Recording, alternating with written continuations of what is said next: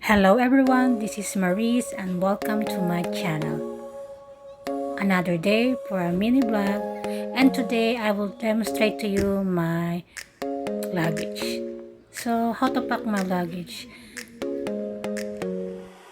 I'm not a traveler person, but I always organize my luggage. I put that in my cube, packing cube organizer. Yes, it's easy to organize and not messing your stuff inside. It's very clean and so much better to organize your stuff carefully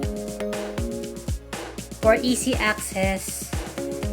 Like here I have first aid kit, gadget travel organizer, shoe organizer, laundry organizer, and my lingerie organizer.